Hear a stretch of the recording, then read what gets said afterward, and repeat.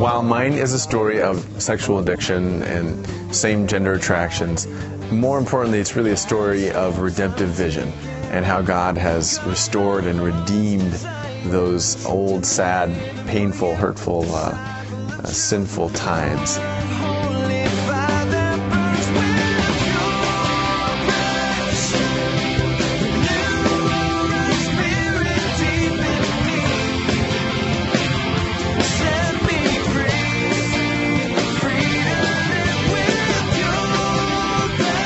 God can heal anyone from anything indeed. And I mean, that's not just a slogan that we use for Pure Passion.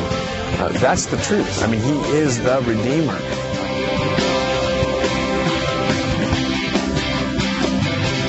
Welcome to Pure Passion. I'm your host, David Kyle Foster. Have you ever had a best friend or someone you admired and looked up to during childhood? They seemed to have it all together. They were popular, good-looking, perhaps athletic, or in some other way seemed to have the traits and gifts that you long to have. You wanted to be close to them and to win their friendship so that perhaps you could learn to be like them. Just their smile or approving glance was enough to bring you joy. Now, these childhood infatuations are often harmless and go away once you gain your own sense of personhood and self-worth. But in some cases, they linger and become sexualized. As puberty hits, your existing focus of the admired one begins to fix on those developing traits and body parts that symbolize the lack that you feel in those same areas. Our guest on today's program is going to tell us how this dynamic led him into a life of sex addiction and same-sex confusion. Jason Graves is the founder and director of a Christian counseling ministry called Healing for the Soul, based in Colorado Springs. He's also a national program director for the Every Man's Battle workshops. And he is the new co-host of Pure Passion. So let's listen as Jason describes his descent into sexual sin and bondage, and God's grace and mercy that set him free. I had a fairly happy childhood. We had a lot of fun times with family during holidays. I came from a big family, and so there was always lots of cousins and aunts and uncles around, and I really enjoyed that. I played a lot of sports, basketball, football, baseball were my big three, and loved that. I had parents who, while they were good and loving, decent people, had their own stuff that they were working on, and so as a result, some of their stuff landed on me. My dad had his own problem with lust, and I think it was his porn magazines that I found at a young age, maybe around 9 years old or so. My mom had a problem with anger, and as a result, there was a lot of physical abuse going on as well. And so today, those things are really healed with my parents, but they did have an effect on me growing up, to the point where when I was introduced to pornography, it was like a daily thing, and I would go back to this day in, day out. And I actually remember seeing the people in the porn pictures and remembering looking at them and thinking, wow, I wish I could be one of those people. And I remember just looking at them thinking, they seem so free and like they're having so much fun. And so I didn't know it was called this at the time, but I actually wanted to be a porn star growing up, and so thank goodness that wasn't one of the options that the high school guidance counselors offered. So I was involved with that on a regular daily basis, and I remember growing up in the Pacific Northwest, there was a lot of moisture in the air, so the pages had mold on them, and I kept these things for years and years. It was about that time that I started to act out some of those things that I saw in the pornography with kids in the neighborhood almost on a daily basis from about the time of 9 years old to right around 15 or so, and got involved in seeing videos and things like that, but had a paper out, and so would act out with people around the neighborhood, etc. Because previously I was also involved in some sexual abuse. I had a female babysitter that took advantage, and a male scout leader as well. So that really messed with my trust for adults, and didn't really understand what sex was about because it was confusing.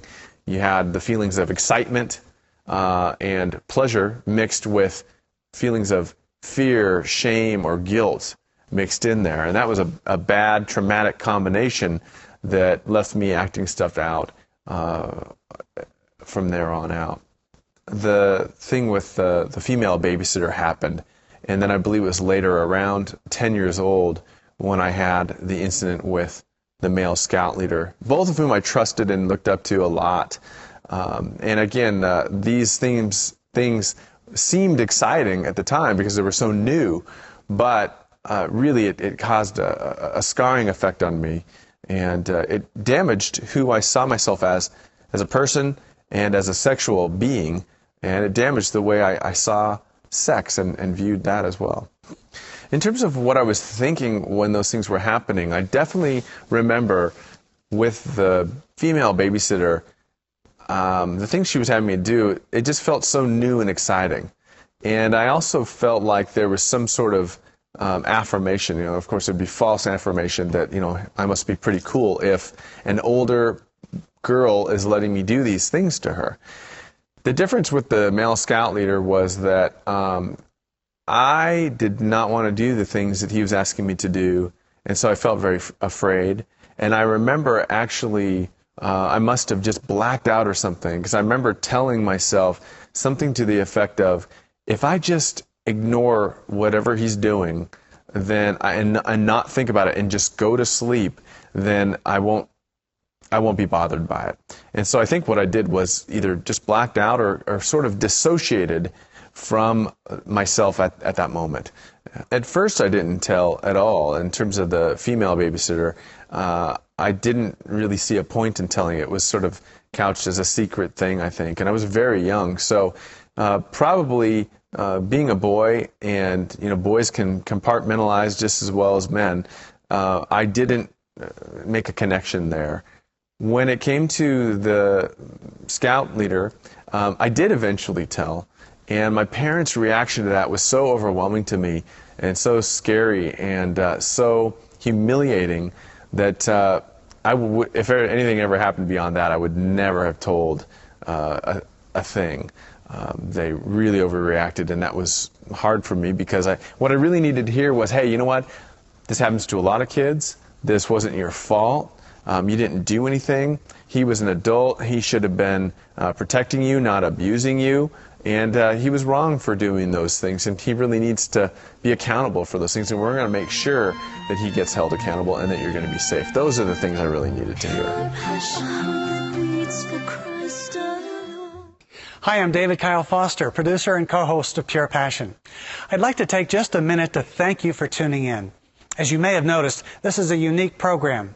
We focus solely on topics related to human sexual behavior, as well as those issues that might contribute to someone finding freedom from sexual sin or brokenness. Issues like father wounds and finding intimacy with God. Many of you have written in to tell us how much you've appreciated our foray into another world of brokenness that most ignore or even deny. Many of you have sent prayers and other forms of support our way so that our reach can increase around the globe and eventually, by God's grace, into every home. We care about people who are trapped in sinful and broken lifestyles. Most of us have lived such lives and have found the freedom that only Jesus Christ can bring. So please continue to keep us in your prayers. The spiritual warfare in this arena can be fierce, but so is our determination to see the captive set free. God bless you for all that you do to make this happen. The reason why masturbation started so early for me, and I think that would have been around 8 or 9 years old or so, was a combination of a couple things.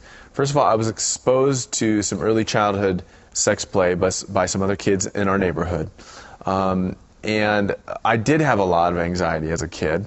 And then coupled with the fact that I was seeing pornography on a regular basis, it was just something that I think nobody showed me per se, but I just explored and through self-discovery, started on my own on a regular basis. And so I think that's how it happened for me. And then, of course, it just progressed from there. You know, I was a late bloomer. You know, 7th, 8th grade, we had to take showers every single day in junior high. And that was extremely embarrassing because all the other kids started to grow and mature, and I didn't. And so as a result, you know, I was jealous of them. I thought I was inadequate, inferior. I was also shorter.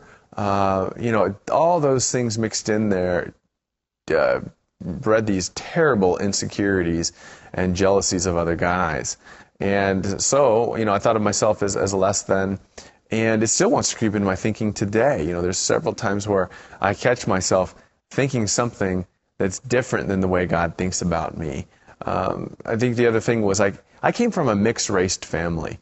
Not a lot of people even believe me when I tell them, but I'm a quarter Mexican, and that's my predominant racial affiliation. I grew up going to my grandmother's every Christmas and on holidays, and she's 100% Mexican. All my family, they all look Mexican. I'm the only one that got the white-looking genes, if I may, and so as a result, I thought that I was less than as well because of that association and being part of a minority group that didn't get treated as well all the time. And there was other factors in my family where one side looked down on the other, and so there was a lot of reasons for self-hatred there. I definitely got messages from peers. I remember not just peers, but adults.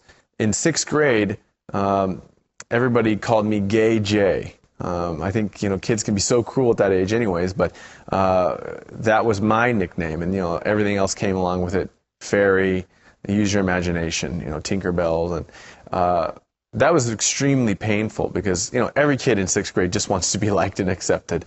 And then I remember in 7th grade, we were sitting in the locker room, and the PE coach was talking to us in the boys' locker room, and I think I was talking to a friend or something, and he asked me something, and I said, "What?" And he said, "That's what I thought, you faggot," in front of all the other boys. That was terribly embarrassing and humiliating and degrading.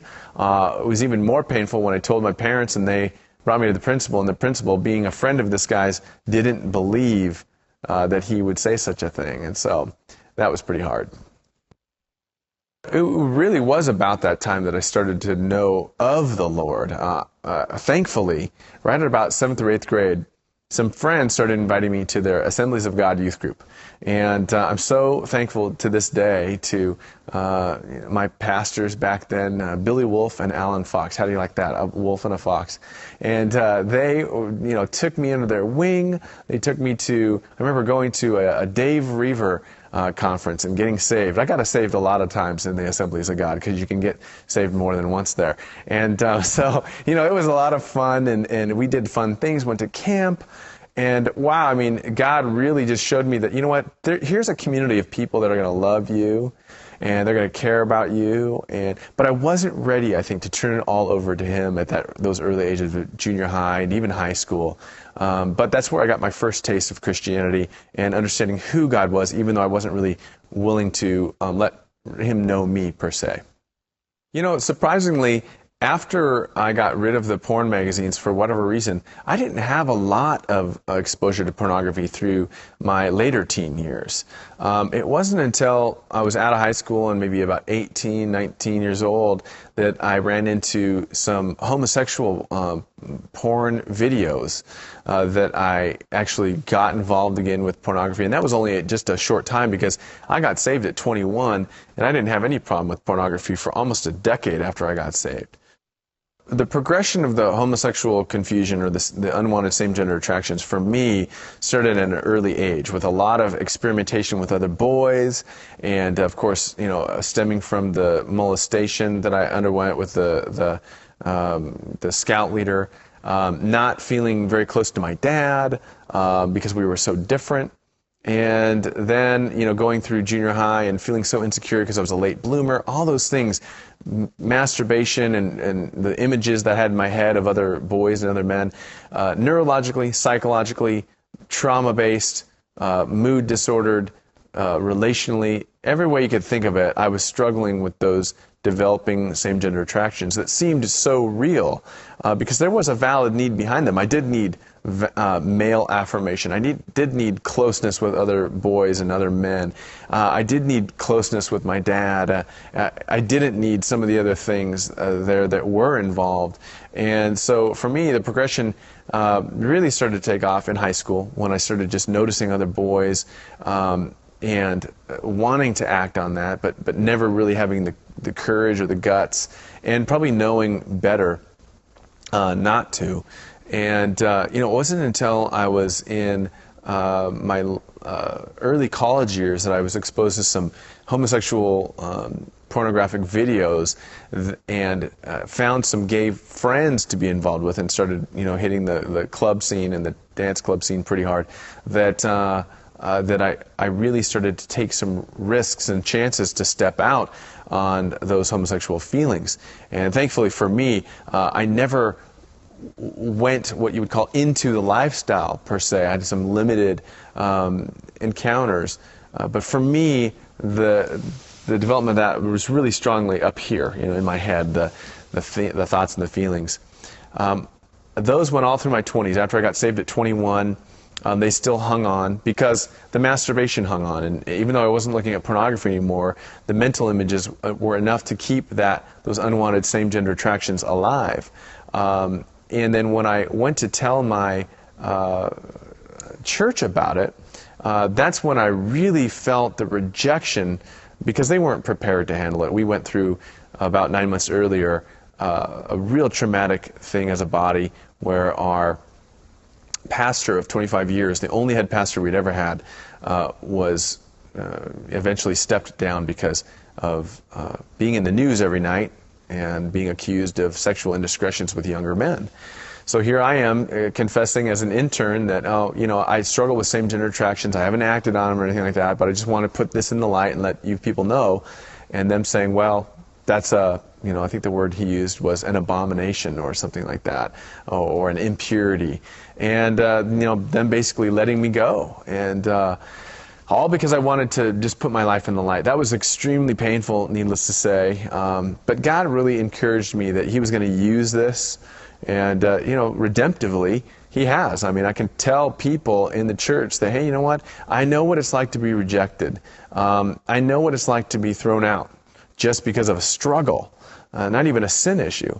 And but I'm still coming back, and I'm still serving the Lord, and so can you. So that's part of the redemptive vision story that God has made real in my life.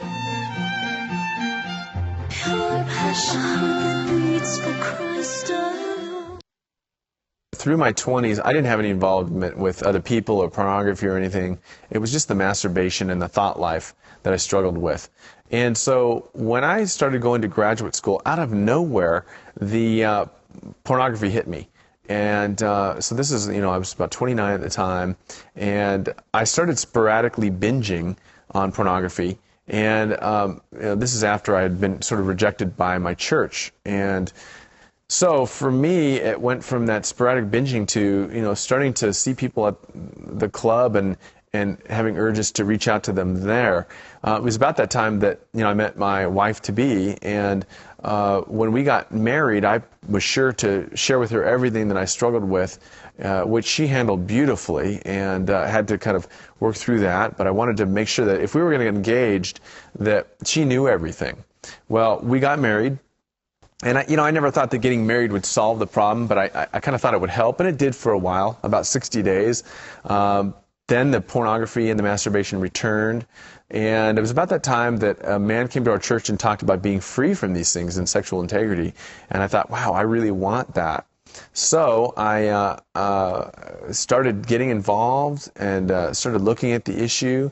But in my pride and arrogance, I wouldn't get involved in like an actual group or an actual recovery program. I kind of was saying, well, I'm a therapist, and so, certainly other people's problems are worse than mine, or certainly I'm better equipped to handle and deal with this on my own. So I was living in this self-deception.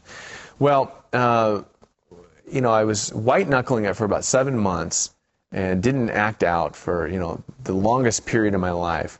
Troubled times came again, and I started going back to the binging. It's about 4 or 5 months of that, and my wife one day asked me, because when was the last time you acted out? Well, up until this time, I had always confessed to her if I ever slipped. This was the first time she'd ever asked me, and unfortunately, I had bad news. See, I had just acted out a couple days earlier and hadn't got around to telling her yet. And so the one time up to that point that she asked me, and I had bad news for her, and she said, well, the saddest thing about it was that, you're basically, according to the Bible, committing adultery when you do this. Now, up until that time, I had deceived myself that, well, you know, when it was only masturbation, well, it's only hurting me. And then when it was only pornography, well, they're not real people. So that really burst my bubble. Because I had always said, well, at least I'm not an adulterer. And I never wanted to hear those words from my wife again. I never wanted to see that look on her face again. So I got into a group, I got connected, and I started working on a program. And so as a result, the kind of freedom that I've been walking in now, 4.5 years later, is so different than before. You know, I'm not under that bondage anymore. And I'm not gonna sit here and pretend that I'm perfect. I still have my slips. But the thing is the grace that I have now is so overwhelming when those slips happen. And being able to get back on track is so much easier. And the periods of integrity are so much longer. So, I mean, God is faithful, and I'm still in accountability to this day. I don't pretend for a minute that I couldn't go back to those old ways of bondage. What was so transforming for me was that I started getting plugged in a group on a week in, week out basis. And I started putting my life in the light and my cards on the table. I had also had some therapy, which was extremely helpful, and so I was able to bank on that. And so those two things were the main components. Plus, I started getting involved in things like the 12 steps. And putting my life in the light in contrast to what those principles were teaching, learning from those. Of course, I was grounded in God's Word. I started doing some personal growth work as well, and just looking at, you know, the ways I was doing life and how I really was not living up to my potential. I wasn't taking risks. I wasn't pursuing God's redemptive vision for my life. I was trying to live a small, safe life, and as a result, it was boring. So who wouldn't want to act out? You know, for a lot of us, acting out is the only fun, the only adventure, and even the only exercise that we got in our addiction. So for me, I had to start taking care of myself. I got involved in running, and so, you know, my wife and I are runners. We run marathons, half marathons, and things like that. That's a thrill and a challenge, and it's good for you. Eating right, doing things like having adventurous fun. You know, I love to travel. I love to go and do things that are outside the box, like skiing. And so it's a lot about self-care, but it was really initially about getting involved in other men's lives, letting them see into mine, and being accountable to them truly by letting them know every single week when was the last time I had crossed any of my integrity boundaries. God says, attempt things so big that unless I'm part of them, they're doomed to fail. So that's what I've tried to do. He also says, in your weaknesses, my strength will be made perfect. So I try to let him use my past to redeem my future. And so with our ministry, Healing for the Soul, counseling and coaching, we have been able to help a lot of people. And that's my heartbeat, is to do counseling with people who are sexually broken, to help people who don't have any hope, to give them help by showing them my message, not just that I'm a person who does this clinically, but that I've walked this road personally. So that's a big heartbeat of mine. Obviously, God uses our hindsight to give us insight and develop foresight. And that's what I'm really trying to be about in my life. God can heal anyone from anything indeed. And I mean, that's not just a slogan that we use for Pure Passion. That's the truth. I mean, He is the Redeemer. God died on the cross in the man Jesus Christ. And in doing so, you know, He had the weight of sin of the whole world on His back. You know, so nobody's suffered more than Him. I mean, when you've got the cumulative suffering of man on your back, that's every form of sin and brokenness right there. Did you find a bit of your own story in Jason's description of his life? There are understandable reasons for why a person might develop attractions to members of their own sex, which means there are ways to reverse those very same processes. You don't have to be gay anymore. You can be healed by the same power that set Jason free. His name is Jesus Christ. If you're a sex addict, you can be free as well. God can heal the damage inflicted by others. He can show you the way to get free from your bondage to those traumas. And He can impart the love and affirmation and identity that you've missed. He hasn't come to condemn you. He's come to set you free. If you'll turn to Christ right now, repent of your sinful behavior, and accept Him as Lord of your life, He will this very day begin leading you through a process of healing and deliverance. He will do for you what He has done for Jason, for me, and for millions of others who have turned to Him. Please contact us and tell us what God has done in your life. You'll find an email link at our website, www.purepassion.us. And until next week, I'm David Kyle Foster for Pure Passion, wishing for you power and freedom through our Lord Jesus Christ. Hi, I'm Jason Graves, co-host of Pure Passion. Have you ever had a dream so big that unless God was in it, it would be doomed to failure? That's exactly what's happened to us at Pure Passion. God's given us the opportunity to tell the whole world about His power to heal the sexually broken and set free the sexually bound. Sexual immorality is probably the single greatest unaddressed sin issue in the world today, both inside and outside the church. It's everywhere, from the brothels in Amsterdam to the pulpits in America. To our knowledge, we remain the only regularly televised voice for those who are seeking healing and deliverance from sexual sin and brokenness. Anyone can tune in and find hope and direction. Pimps, trafficking victims, porn addicts, transsexuals, homosexuals, and adulterers, you name it. God wants to set them free, every last one of them. Tell everyone you know about Pure Passion and watch us here every week or anytime online at purepassion.us. That's purepassion.us.